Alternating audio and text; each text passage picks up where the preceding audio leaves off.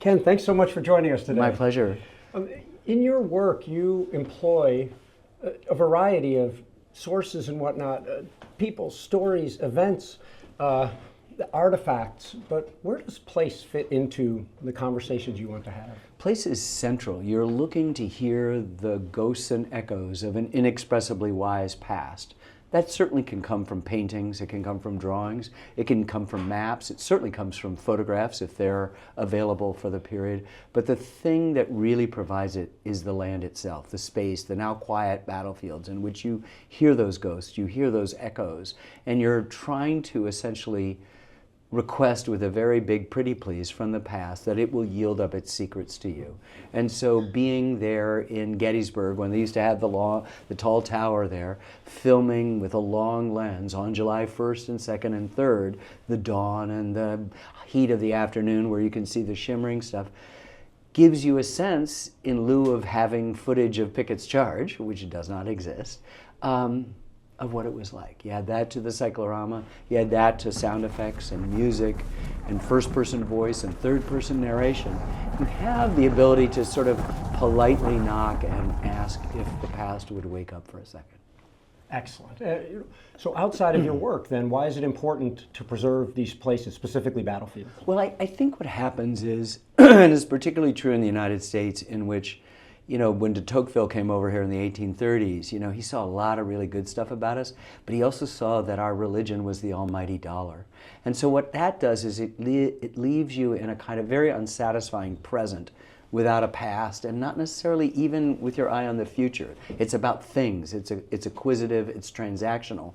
What we want from our history, what we want from our lives is something that's transformational. And when we save the places, we say they have value. They have value not just for the people who live there, we're honoring them, but for us now, and I think more important for generations to come. Theodore Roosevelt, when he set aside a piece of land as a national park, he's saving it for our children's children's children. And that becomes part of a long-range thought. Native peoples have always thought you should plan 6 or 7 generations out. Like in America, it's judge me quarter to quarter on a shareholder return value. So we're myopic. We're focused on 3 months, and that's it. Whereas if we take a historical perspective, we understand how much we stand on the shoulders of giants, how much we will be giving off to future generations by our conduct. And part of that is preserving the places where these historical events took place as central to maintaining that memory. So it's very important that we not build a mall at Spotsylvania. It was a mall of a different kind, that battle. But to build a mall takes away from the sacrifice of people. Rick Atkinson, the historian, said, when people are what they're willing to die for, is a really important question. And so when we're at a place like Gettysburg, where we have a couple 100,000 people who are actually willing to die for a cause of some kind or another, that's an important thing, and we're obligated not to have it look like a strip, in any U.S. city, but that we could go there in Devil's Den or the Wheatfield or Little Round Top and think we could get it. Oh, there's G.K. Warren. He sees that Little Round Top's uncovered. He brings up Strong Vincent's 4 regiments from Michigan and Pennsylvania, New York, and Maine, and they're going to hold that against the Texans and the Alabamians, and you can see that and imagine it. And I can bring my daughter, as I did yesterday, and show her, and she has the possibility of bringing her children, and then you're talking about a serious contribution. Imagine if you're standing on Little Round Top and there's a data center and a solar farm instead of seeing what General Warren saw. Or, hey, can we go to McDonald's? I'm hungry. There's a McDonald's down in the wheat field or the peach orchard or whatever. We're distracted by so many things now, and those things are okay in their place. But let us also have a place for these extraordinary places that tell us more about who we are, where we've been, where and where we're going, most importantly. Good. Let me switch gears a little bit, and finally, your Civil War was so seminal for so many people in spawning a history interest. It was also part of sort of the birth of the battlefield preservation movement in the modern day, and sort of a heyday, as many people call it. So looking back, how do you describe that period, sort of 1988 to 1995, when the Civil War as a subject, as a popular culture thing was really on the rise? So I was a kid of 8 years old when the centennial of the came out in 1861. I remember it really clearly. It was all about arrows on a map. It was all about guns and armaments and artifacts.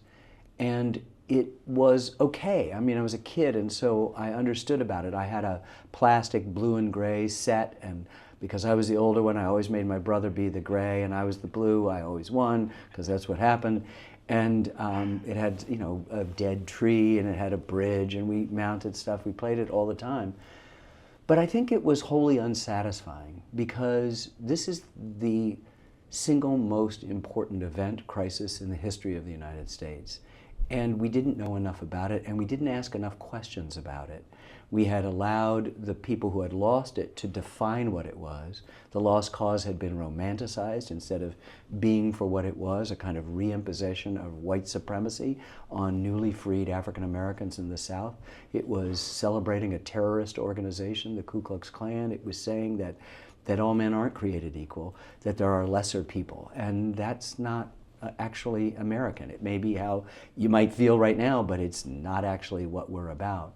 And so I felt, as I was beginning my professional life and made a film on the Brooklyn Bridge, first film for PBS, it was possible because there was this new metal called steel, which the war had helped sponsor its popularity. The guy who built the bridge, Washington Roebling, got his practical training as an engineer in the Civil War. Next film was on the Shakers, a celibate religious sect that was hugely successful, but died out after the Civil War because the questions of the soul's survival that had animated lots of revival stuff from the Revolution to the Civil War didn't seem as urgent, particularly when you had just murdered 750,000 of your own people. The next film was on Huey Long, who came from a dirt-poor North Louisiana parish that refused to secede from the Confederacy. Mm-hmm. They saw the Confederacy as a rich man's cause, right? The ownership of slaves. We're not that. And so they would drive off Confederate tax holders and became a hotbed of sort of radicalism and populism and socialism. They voted for Eugene Debs and won presidential election, and sponsored this kind of odd Huey Long character. The next thing was the Statue of Liberty, which was originally intended as a gift from the French to celebrate the survival of the Union despite Lincoln's ultimate sacrifice of his life. It was going to be given to Mrs. Lincoln, and it only morphed into something else later. And then the next film was on the Congress, whose most important moment was in their two Congresses, one in Washington and the other in first Montgomery, Alabama, and then Richmond, Virginia. So all of a sudden I kept seeing the centrality in a physical, visceral way of the Civil War, and I said, I have to do it. And what it meant was I had to ask important questions. What was it really about? It's not about states' rights. That's a secondary question. It's not about nullification. That's a secondary question. It's about slavery. And then if you can center that and tell the story of the battles, which nobody wanted to teach back then in schools and colleges, that they wanted causes and effects. But if you wanted to center it on these places, then all of a sudden you could bring in women, you can bring in African Americans, you can bring in black soldiers, you can make human the Southern people that were fighting or against it, make human the complicated North, which wasn't uniformly for emancipation, and you could tell a story. And I think what happened, if you do it with any art, is at that moment that you describe, it was just a place where we needed to know this dark corner in all of our psyche. It's like you finally said, you know, my mom died when I was 11. I finally, by age 40, I sort of said, I got to know what happened. I got to understand how this affected me, because I've covered it over with layer and layer and layer of, you know, opacity. And I think so too, the country sort of said, you know what? In order to go forward, we have to actually go in and ask more serious questions about the Civil War, and that's why the explosion came. And if you're going to ask a serious question about the Civil War, you're going to go, why are they trying to take over that battlefield? Why are they trying to make a development here in Manassas, or make a Disney park, or why is this going to happen here? And then it follows that you'll say, stop, this is important to me. Whatever particular points of view you approach the Civil War at. And I think that's where it was. It was just a moment, and we were like a surfboard riding the crest of that and had no idea. We're completely innocent. You know, I woke up the morning after the first episode to find my entire life had changed, because I realized that the thing that had had driven us for so many years in anonymity and near poverty was something that almost everyone in the country, every thinking person in the country now wanted to know about.